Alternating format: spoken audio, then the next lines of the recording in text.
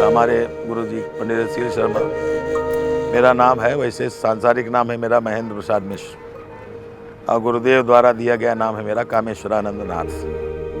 और कबीर उसी पे बात कहते हैं कि या घट काचा कुंभ है लिया फिर था साथ, और धमका लागा फुट गया कछू न आया हाथ। और फिर कहते हैं जल में कुंभ, कुंभ में जल है बाहर भीतर पानी, और फूटा कुंभ जल जल ही समाना भेद कहो गुरु ज्ञानी। उसके 12वें अध्याय में भगवती स्वयं कहती कि ए भी स्तवई माम दिव्य ही स्तोष्यते यह समाहित तस्याहम सकलाम बाधाम नाशयिष्यामि न संशय। फिर तो वो साफ कहते हैं कि मन मना भव मद भक्तो मदयाजी माम नमस्कुरु, मेरा भक्त बन, मेरे में मन लगा, मेरा यज्ञ कर, मुझे प्रणाम कर। फिर वो वादा भी करते हैं कि अहम त्वं सर्व पापेभ्यो मोक्षयिष्यामि मा शुचः। जैसे आप वेद में श्री सूक्त है हिरण्यवर्णाम मरणीम सुवर्णरतस्सजाम चंद्राम हिरण्मयीम लक्ष्मीम जात वेदो मावह। कहते हैं विद्या विनय संपन्ने ब्राह्मणे गविहस्तिनी सुनिश्चैव स्वपाके च पंडिता समदर्शिनः। माने विद्या विनय संपन्न ब्राह्मण में, कुत्ते में, चांडाल में, हाथी में, गाय में जो समान ब्रह्म का दर्शन करता है वो पंडित है। रुद्री में भगवान शिव को तस्कराणाम पतये नमः, तस्कर कहते हैं जो चीज उठा के ले जाए। कहती कमेंट करती कान दूत कह दो ब्रह्म दूत वही पधारे आप, आए हो फेरन को मति ब्रजवारी की, कि ब्रज की गोपियों की मति फेरने तुम आए हो। और ये विधान बनाया कि मनुष्य यज्ञ के द्वारा देवताओं की पूजा करेंगे, देवता उनको रिद्धि सिद्धि देंगे, संपत्ति देंगे। समुद्र मंथन या अमृत की उत्पत्ति, अमृत का वहन और अमृत की बूंदों का छलकना ये एक बार नहीं हुआ है, ये अतीत में अन्य अन्य कल्पों में कई बार कथाएं हुई, कई बार इस तरह के अमृत की उत्पत्ति हुई। अब वो अमृत छलकने की कथा है। हमारे हिंदू धर्म के प्रधान संप्रदाय पांच ही तत्व हैं, 5 उनके अधिदेवता हैं और 5 प्रधान संप्रदाय। वो 5 प्रधान संप्रदायों में शाक्त, सौर, वैष्णव, शैव और गणपत्य। तो इसको इस तरह समझें कि जो सूर्य को प्रधान देवता के रूप में पूजते हैं वो सौर संप्रदाय के अनुयायी हैं, जो शिव को प्रधान देवता के रूप में पूजते हैं वो शैव संप्रदाय के अनुयायी हैं, जो विष्णु को प्रधान देवता के रूप में पूजते हैं वो वैष्णव संप्रदाय के अनुयायी हैं, जो गणपति को प्रधान देवता के रूप में पूजते हैं वो गणपत्य संप्रदाय के अनुयायी हैं, और जो शक्ति को प्रधान दैवत के रूप में मानते हैं तो वो शाक्त संप्रदाय के अनुयायी हैं। और आजकल जो है सौर जो संप्रदाय है या गणपत्य संप्रदाय है, इसका प्रधानता नहीं है। महाभारत के समय में, महाभारत में ऐसा वर्णन है कि जब युधिष्ठिर ने राजसूय यज्ञ किया तो उनके सामने 10,000 सौर उपासक आए दान लेने के लिए। तो सूर्य की उपासना का एक अलग से संप्रदाय पहले था जो अब समाविष्ट हो गया है सनातन परंपरा में। उसी प्रकार से गणपति की उपासना का अलग संप्रदाय था जिसका कुछ अभी रूप आपको महाराष्ट्र में देखने को मिलता है विशेष रूप से, बाकी तो सब जगह पूजा होती है। और अब जो पूजा हुई, पूजा अब जो चल रही है सनातन की परंपरा में, तो उस परंपरा को संगठित करने का कार्य भगवान शंकराचार्य ने किया। श्रीमद आद्य शंकराचार्य, उन्होंने पूरे भारत का जो है क्या कहते हैं भ्रमण किया, और भ्रमण करने के बाद शास्त्रार्थ किए विद्वानों से। शास्त्रार्थ करने के बाद उन्होंने सभी मतों का समावेश किया, जो खंडन करने योग्य थे उनका खंडन किया और सबका समावेश किया, यहाँ तक कि बौद्ध जैन तक का भी समावेश हो गया। और उस समय 78 संप्रदाय भारत में थे शंकराचार्य के समय में। उन सभी संप्रदायों को संगठित करके श्रीमद आद्य शंकराचार्य ने 5 प्रधान देवताओं की पूजा का प्रतिपादन किया, जैसा कि मैंने भी बताया। तो इस प्रकार पंचदेवोपासना का प्रचलन हुआ। और जो अपनी सनातन की पूजा पद्धति है, उस पूजा पद्धति में सबसे प्रारंभ में सूर्य को अर्घ्य दिया जाता है, तो सूर्य का समावेश है। और गणेश जी की पूजा सबसे पहले की जाती है, तो गणपति की पूजा का समावेश है। तो जहाँ भगवान शिव की पूजा होती है वहाँ शक्ति की पूजा होती ही है, गणपति की पूजा होती ही है, और क्या कहते हैं सूर्य की पूजा सिर्फ शुरू ही होता है अर्घ्य दे करके। तो सबका समावेश है। फिर भगवान विष्णु जो है वो सूर्य को सूर्य नारायण भी कहा गया, ठीक है। भगवान विष्णु की भी पूजा यहाँ माना गया कि भगवान विष्णु की जो पूजा होती है वो उसकी आजकल ज़्यादा प्रधानता है, और उसमें भी जो कीर्तन इत्यादि करने की ज़्यादा प्रधानता है। तो वो वैष्णव संप्रदाय है, वैष्णव संप्रदाय के संतों के अपने नियम हैं। हर संप्रदाय के हमारे यहाँ थोड़े नियम हैं आपस में, लेकिन एक सामान्य जो आस्तिक सनातनी व्यक्ति है यहाँ का, जिसको आप हिंदू कहते हैं, यद्यपि ज़्यादा उचित है सनातन अनुयायी, सनातन धर्म का अनुयायी, तो वह तो सबकी पूजा करता है। भगवान विष्णु की पूजा करता है, भगवान शिव की पूजा करता है, और भगवती की तो पूजा होती ही है, गणेश जी की पूजा होती ही है, सूर्य की पूजा होती ही है। तो इन संप्रदायों में जो वैष्णव लोग हैं उनके नाम के आगे विशेष रूप से दास लगाया जाता है, जैसे राघव दास, मलूक दास, तमाम दास, ठीक है। शैव परंपरा में जो दीक्षित होते हैं उनके नाम के आगे नाथ लगाया जाता है, और शाक्त परंपरा में जो दीक्षित होते हैं उनके नाम के आगे आनंद नाथ लगाया जाता है। तो ये तो पहचान है, नाम से पहचान जाते हैं लोग कि कौन किस संप्रदाय से है। अब ये आवश्यक नहीं है कि कोई व्यक्ति यदि किसी उपासना में दीक्षित है तो वो सन्यास ही ले ले, ये आवश्यक नहीं है। बल्कि शाक्त परंपरा में तो ये कहा गया कि गृहस्थ ही प्रथम है। और आजकल देखिए वेद का तो अध्ययन सीमित है, और वेद का अध्ययन कठिन भी है। वेद का जो उच्चारण भी संस्कृत का है वो बगैर स्वर सीखे व्यक्ति कर नहीं सकता है। तो और सामान्य जनता की विशेष रुचि उसमें है भी नहीं। बहुत वेद विद्यालयों में वही लोग पढ़ने जाते हैं जिनके पास कोई और विचार मतलब साधन नहीं होता है, या तो वो जाति से ब्राह्मण हैं तो उस लिहाज से वो चले जाते हैं, या भाई खाने पीने की वहाँ व्यवस्था रहती है तो जो लोग और बड़े अच्छे स्कूलों में नहीं जा पाते वहाँ चले जाते हैं। तो ये तो खैर थोड़ी खेदजनक स्थिति है। तो बात ये है कि अब वेद, पुराण, तंत्र, ये हमारे भारतीय वाङ्मय के 3 प्रधान आधार स्तंभ हैं। तो वेद के अंगों में वेद की संहिताएं हैं, आरण्यक हैं, उपनिषद हैं, ब्राह्मण ग्रंथ हैं। पुराणों में 18 महापुराणे हैं, और पुराणों के अलावा उपपुराणे हैं। उपपुराणों के अलावा यत्र तत्र अन्य भी ग्रंथ हैं जिनको उपपुराण ही माना जाता है। उसके बाद तंत्र के ग्रंथ हैं। तांत्रिक ग्रंथों में आगम ग्रंथ हैं, 28 तो शैवागम ही हैं, भैरवागम हैं, शाक्तागम हैं, फिर यामल ग्रंथ हैं, कृष्ण यामल, जयद्रथ यामल, रुद्र यामल, ब्रह्म यामल। फिर तंत्र नाम से भी ग्रंथ हैं, इसमें तमाम आपके ग्रंथ हैं, जैसे कि तोड़ल तंत्र, बृहद बड़वानल तंत्र, सांख्यायन तंत्र, कात्यायनी तंत्र इत्यादि। अब यहाँ पर बात ये उठती है कि ये जो इतना विशाल वाङ्मय है इसका अध्ययन किसी एक व्यक्ति के द्वारा पूरी तरह करना संभव नहीं है, क्योंकि आदमी की पहली बात तो उतनी आयु नहीं है मनुष्य की, और आयु हो तो भी संस्कृत का ज्ञान होना और उसको समझ पाना। तो अब ये आ जाता प्रश्न कि एक जो आस्तिक व्यक्ति है, एक जो सनातनी व्यक्ति है, तो उसका आचार क्या होना चाहिए। तो उसमें कुछ पाठांतर हैं, लेकिन एक सामान्य व्यक्ति को क्या करना चाहिए, इस पर एक बड़ा साधारण सा श्लोक है।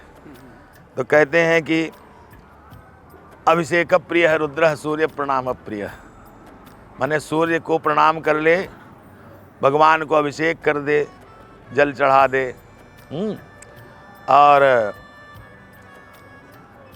गणपति दूर्वा प्रिय, गणेश जी को धूप पसंद है, और भगवती को एक उसने के लिए अलंकार प्रिया देवी। एक श्लोक में ये भी कहा गया, ये भी कहा गया कि अलंकार प्रिय विष्णु। तो भगवान विष्णु की जो पूजा होती उनको वस्त्र इत्यादि, माला इत्यादि बढ़िया बढ़िया चीज़ चढ़ाई जाती।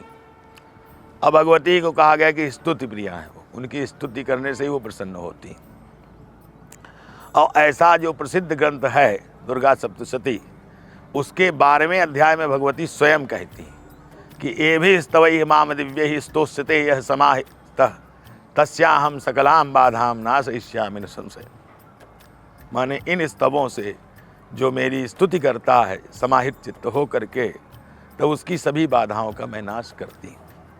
और जितने हमारे भगवान हैं, प्रधान जो भगवान हैं, कृष्ण भगवान हैं, राम भगवान हैं, और कृष्ण हम क्या कहते हैं महादेव हैं, तो जिनका प्रचलन है पूजा का, वो सब इसी प्रकार की बात अपने वचनों में कहते हैं। जैसे भगवान कृष्ण कहते हैं अनन्याम चिंतयन्तो माम यो जनाः पर्युपासते, जो अनन्य भाव से मेरा चिंतन करता है। फिर तो वो साफ कहते हैं कि मन मना भव मद भक्तो मदयाजी माम नमस्कुरु, मेरा भक्त बन, मेरे में मन लगा, मेरा यज्ञ कर, मुझे प्रणाम कर। फिर वो वादा भी करते हैं कि अहम त्वाम सर्व पापेभ्यो मोक्षयिष्यामि मा शुचः, माने मैं तुम्हें सभी पापों से मुक्त करूँगा। ठीक, अब बात आती है भगवती गंगा की। यहाँ पर बात आती कि पाप से मुक्त कौन करेगा। ठीक है, तो सब देव सर्व समर्थ हैं, गणपति सर्व समर्थ हैं, सूर्य सर्व समर्थ हैं। सूर्य को तो कहा ही गया है कि सूर्य के सामने भाई जो हमारे 7 स्नान माने गए हैं, उनमें एक स्नान है आतप स्नान, माने धूप में बैठने से, सूर्य के प्रकाश में बैठने से व्यक्ति का स्नान संपन्न हो जाता है। आमतौर पे आजकल लोग क्या है कि अपना ऊट पटांग चीज़ें लिख करके उसी को सच मानते भी हैं, प्रचारित भी करते हैं। लेकिन पुराणों में, तंत्र ग्रंथों में हर चीज़ का विधि निषेध है। तंत्र ग्रंथों का मतलब ही ये है विधि निषेध। तंत्र माने व्यवस्था, माने धार्मिक व्यवस्था। जैसे आप कहते हैं भारत प्रजातंत्र है, गणतंत्र है, तो एक व्यवस्था है शासन की, उसको तंत्र कहा गया है। जब आप बायोलॉजी पढ़ते हैं, जीव विज्ञान पढ़ते हैं, तो पढ़ते हैं परिसंचरण तंत्र, कंकाल तंत्र, माने सिस्टम, व्यवस्था। तो वैसे ही धार्मिक क्षेत्र में जो व्यवस्था है कि क्या किया जाए, कैसे किया जाए, वो व्यवस्था तंत्र है। अब तंत्र के नाम पर लोग पहली बात तो अध्ययन नहीं करना चाहते, और उसको एक सतही तरीके से, ये शिकायत मेरी जो है वो संचार जो जगत है उससे है कि उन्होंने कभी उसको ध्यान से पढ़ने की कोशिश नहीं की, समझने की कोशिश नहीं की, और उस पर रिमार्क पास करने का प्रयास करते हैं। तो उसका नतीजा ये हुआ कि तांत्रिक जो शब्द है वो एक पर्याय बन गया दुष्टता का। ठीक, तो वो तांत्रिक विख्यात और सुख्यात की बजाय कुख्यात ही लिखे जाने लगे। तो ये गलती समाज की है, मीडिया की है, संचार जगत की है, उसमें तंत्र का कोई लेना देना नहीं है। क्योंकि तंत्र के नाम पे जो आप देख रहे हैं या जिस चीज़ को प्रचारित करते हैं, तो वो तंत्र है ही नहीं, वो तो साबर है। हमारे यहाँ कहा गया कि मंत्र 4 तरह के हैं, वैदिक, पौराणिक, तांत्रिक और साबर। अंतर क्या है कि वेद में जो मंत्र हैं, जैसे आप वेद में श्री सूक्त है हिरण्यवर्णाम हरिणीम सुवर्णरतस्सजाम चंद्राम हिरण्मयीम लक्ष्मीम जात वेदो मावह, ये वेद का मंत्र है। भगवती का आवाहन का मंत्र है, श्री सूक्त का पहला मंत्र है, तो ये वेद का मंत्र है। उसी तरह पुराणों में मंत्र है, पुराणों में स्तुतियाँ हैं। जैसे आप रामायण में हैं कि भाई भगवान जो हैं वो क्या कहते हैं, जब युद्ध हो रहा था तो अगस्त ऋषि ने कहा कि आप सूर्य की उपासना करो, तो वहाँ स्तोत्र है, उसको आदित्य हृदय कहते हैं, रसिमंतम समुद्यंतम भास्करम भुवनेश्वरम, है ना। तो कहने का मतलब ये कि पौराणिक वंदनाएं मंत्र हैं तमाम, और उसी तरह से तंत्र में मंत्र हैं। उसके बाद बीज मंत्र हैं। बीज मंत्र अथर्ववेद में है मूलतः, और जो सामान्य वैदिक परंपरा है उसमें 3 वेदों का ही ज़्यादा प्रचार है, ऋक यजुः साम। तो ये शास्त्र तो अनंत है, इसका कोई और छोर नहीं है।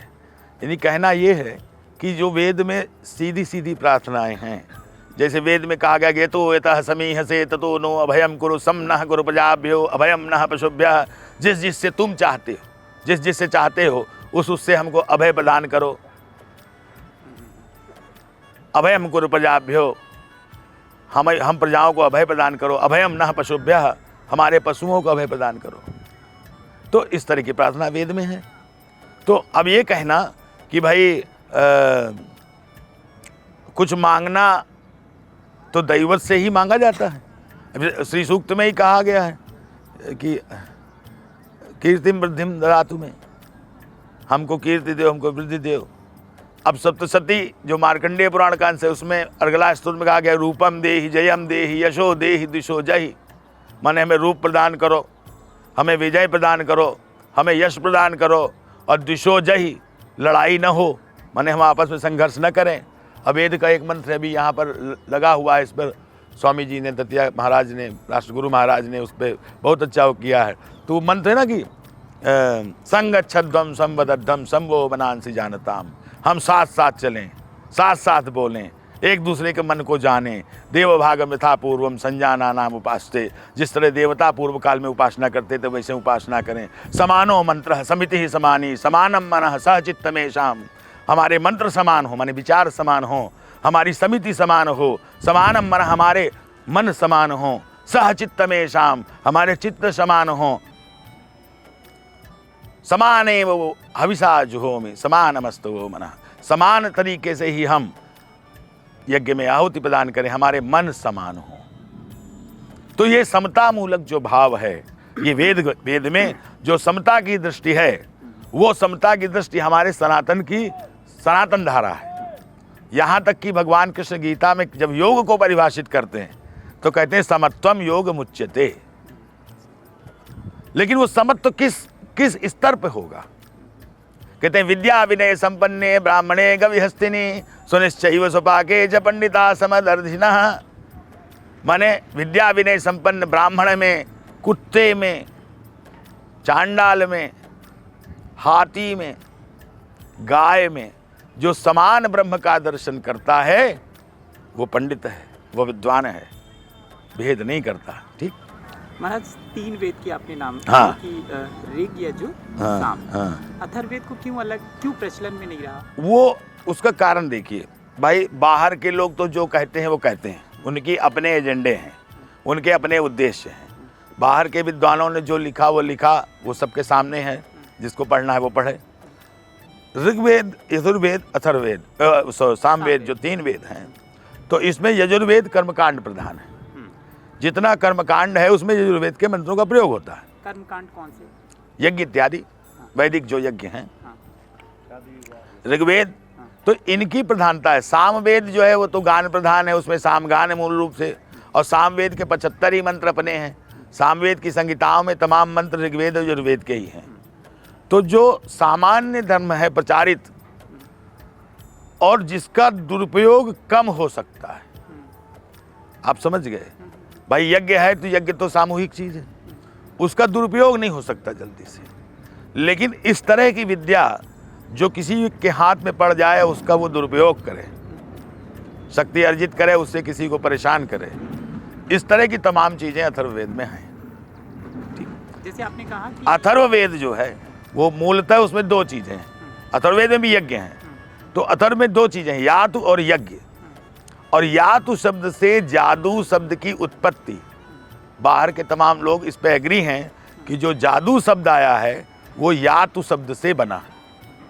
और यातु से जातु, और जातुधान शब्द है जो राक्षसों के लिए प्रयोग किया गया है कि वो तरह तरह की माया जानते थे। आज भी हमारे भारत में 4 जगहें ऐसी हैं जहाँ की जो क्षेत्रीय परंपरा है उसमें, जिसको नेटिव मैजिक कह सकते हैं। Do you agree to that? What about Rahul? Native magic tradition. तो बस्तर, छत्तीसगढ़ में बस्तर एरिया, साउथ छत्तीसगढ़, दंतेवाड़ा इत्यादि, उत्तराखंड में जौनसार एरिया,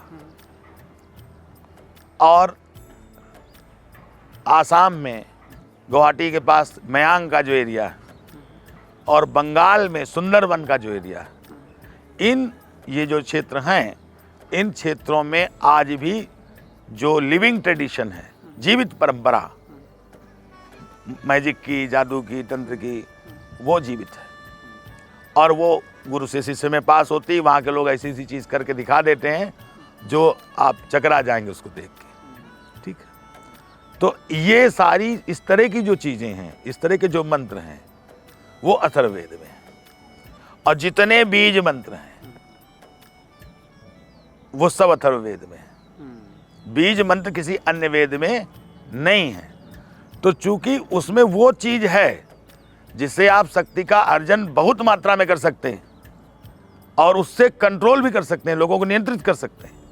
और नियंत्रित करने के बाद फिर कहते हैं प्रभुता पाई काह मद नाही।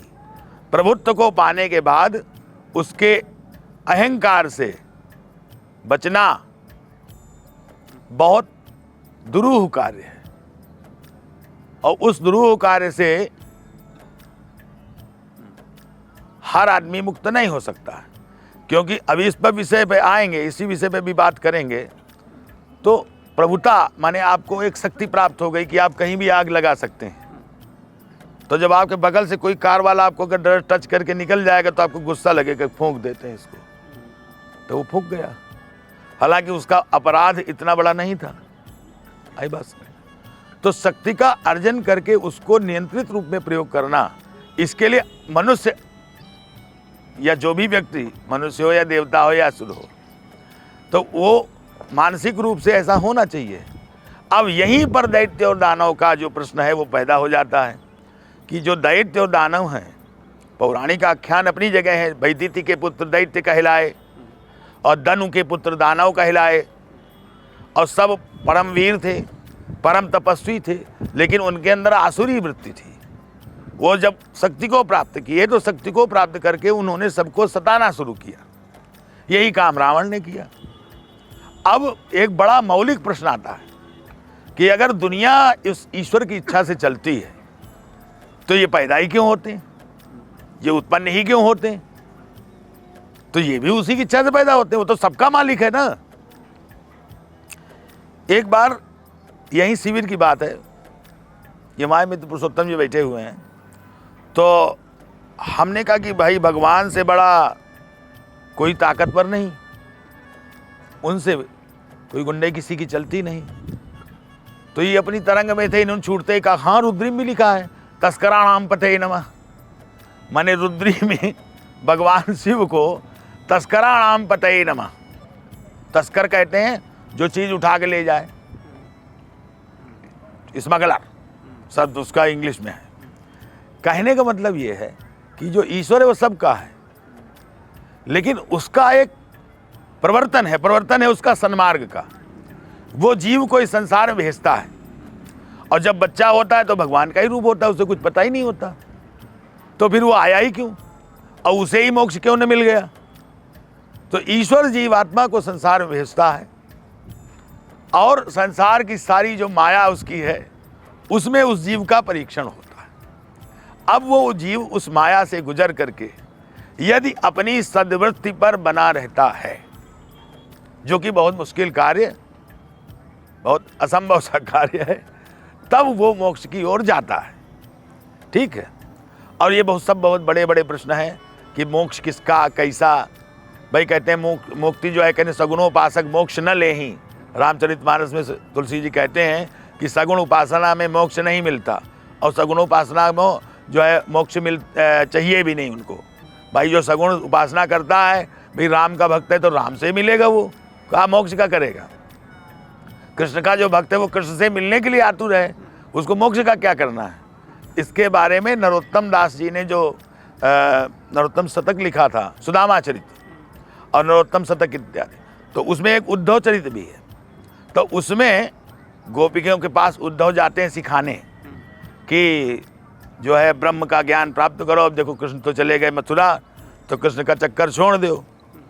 तो गोपियाँ कहती कि देखो ये जो तुम बता रहे हो ये हमारे बस की बात नहीं है। वो कहते हैं मोक्ष क्या है, ब्रह्म में मिल जाना, तुम बता रहे हो।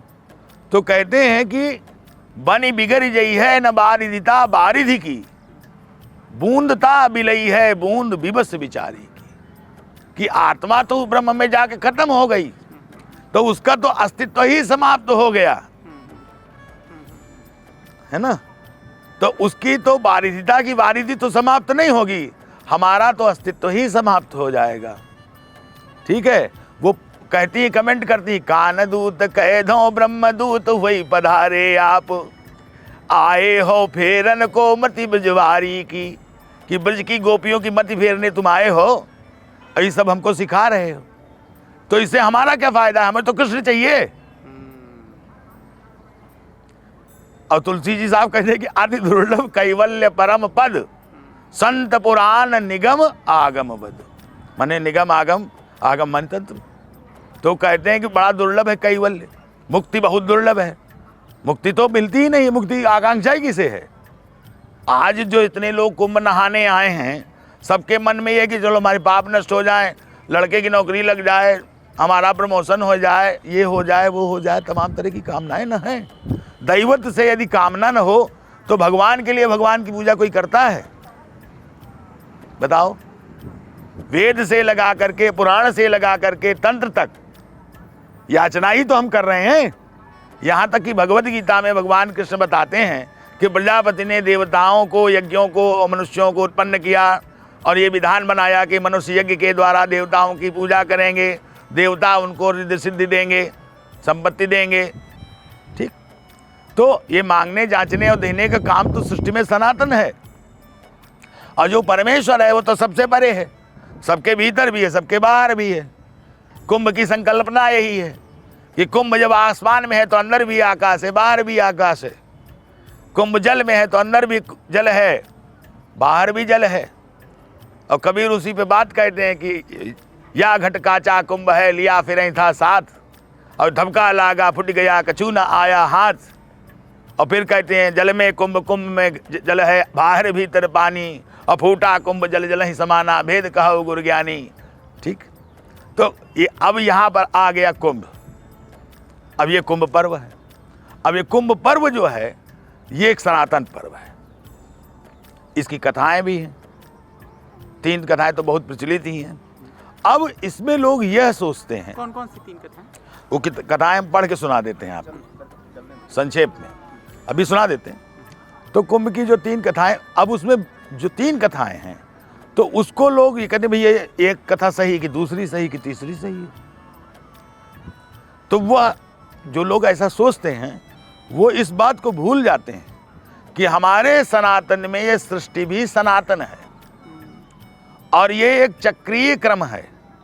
सृष्टि बनती है, नष्ट हो जाती, प्रलय हो जाता है, फिर देवताओं का उद्भव होता। तो होता क्या है कि पहले जो स्थूल सृष्टि है वो नष्ट हो जाती है, फिर सूक्ष्म सृष्टि नष्ट हो जाती है, फिर जितने दैवत हैं वो प्रधान देवता में लीन हो जाते हैं, फिर महादेव और विष्णु लीन हो जाते हैं, भगवती पराम्बा उसी में समाहित हो जाती हैं, वो निष्कल हो जाता, निराकार ब्रह्म हो जाता। फिर वह ब्रह्म अपनी स्वयं की इच्छा से, अपने स्पंदन से, सनातन स्पंद, एक मैंने चैनल शुरू किया था सनातन स्पंद नाम से, तो जो सनातन स्पंद है उसके द्वारा वो फिर से अभिव्यक्त होता है, अपनी शक्ति से स्वयं प्रस्फोट करता है और ब्रह्मांड का सृजन होता है, जिसको विज्ञान भी मानता है कि बिग बैंग हुआ। अब वो जब ब्रह्म सनातन निष्कल ब्रह्म सगुण होता है तो पहले सबसे पहले ध्वनि होती है। शास्त्र कहता है कि पहले नाद सृष्टि होती है, फिर स्थूल सृष्टि होती है और फिर सृष्टि का विस्तार होता है। तो ये जितनी कथाएं पुराणों में दी हैं उन कथाओं में ये स्पष्ट है कि वो कथाएं अलग अलग कालखंडों में घटित हुई हैं। समुद्र मंथन या अमृत की उत्पत्ति, अमृत का वहन और अमृत की बूंदों का छलकना ये एक बार नहीं हुआ है। ये अतीत में अन्य अन्य कल्पों में कई बार कथाएं हुई, कई बार इस तरह के अमृत की उत्पत्ति हुई। अब वो अमृत छलकने की कथाएं। लेटेस्ट कौन सा है ये? भाई जो समुद्र मंथन की जो कथा है कि भाई देवताओं दानों में हुआ तो क्षीरोद माने क्षीर समुद्र में भगवान कूर्म को आधार बना करके, मंदराचल पर्वत को रख करके, उसकी मथानी बना करके, नागवासुकी को रस्सी बना करके जो है देवताओं और दैत्यों ने जो है मंथन किया समुद्र का, उससे सबसे पहले विष उत्पन्न हुआ। अब ये देखिए इसमें कितनी सोचने वाली बात है कि जब अब किसी चीज़ को मथ रहे हैं सबसे पहले क्या पैदा हो रहा है? विष। अब विष का पाचन कौन कर रहा है? भगवान शिव। यानी बगैर शिवत्व के विष का पाचन संभव नहीं है। और पाचन भी क्या हो तो कंठ में ही धारण उन्होंने कर लिया। क्यों कंठ में धारण किया? अंदर चला जाता तो खत्म न हो जाते। भाई सीधी सी बात है, विष का असर तो तब होगा जब वो नीचे जाएगा। तो उन्होंने उसको कंठ में ही रोक लिया। तो उनका एक रूप आ गया नीलकंठ, भगवान का कंठ नीलकंठ जो रूप आया विष का, तो वो विष को उन्होंने कंठ में ही धारण कर लिया। विष को उन्होंने धारण कर लिया। जब विष धारण कर लिया तो अन्य जो रत्न पैदा हुए। अब यहाँ देखिए, बहुत बहुत महत्व की बात है ये कि शिव कौन है। शिव मंगलमय है, और शिव जो है शिवत्व क्या है, संसार के जो विष का समन करने के लिए उसको अपने पास धारण कर ले और रत्न दूसरे को दे दे, ये शिवत्व है। त्याग वृत्ति जो है। भगवान विष पेट में भी मतलब पी सकते हैं ना, पेट में जाएगा तो भगवान थोड़ी ना नष्ट होंगे। बात नहीं समझे। बात ये है कि भगवान ने उसको कंठ में धारण क्यों किया। हाँ। भगवान ने उसको कंठ में इसलिए धारण किया कि वह स्वयं महादेव हैं। हाँ। उनके अंदर सृष्टि है। हाँ। ठीक है, उनके उदर में ब्रह्मांड है। ठीक है, तो उनको तो हित साधन करना है ना सबका, तो उन्होंने उसको कंठ में धारण किया और वहीं उसको सुखा दिया। अब यहाँ पर जो सूक्ष्मता है बात में, विषय में, वो है कि शिवत्व क्या है। भाई वो कहते थे कि हम जहर हम पिए हैं ये, तो ये सब रत्न हम लेंगे। अब किसी की मजाल थी उनसे ले लेता, बताइए। तो सब तो उन्होंने दे दिया, तुम ले लो, तुम ले लो, तुम घोड़ा ले लो, तुम हाथी ले लो। लक्ष्मी जी तो तुम विष्णु जी लेके चले गए हैं। यहाँ की अमृत आया तो उसमें भी वो कोई नंबर नहीं लगाए, तो बैठे अपना। यानी त्याग वृत्ति यहीं पर आ गई बात। और ये उपनिषद से लगा करके पौराणिक कथाओं के माध्यम से अन्य हमारे भारत की जो परंपरा सनातन के मूल है त्याग वृत्ति। त्याग की वृत्ति, जो चीज़ प्राप्त है उसको त्यागना, पहले उसे प्राप्त करना फिर त्याग करना। अब ये चीज़ें आपस में बहुत जुड़ी हुई हैं।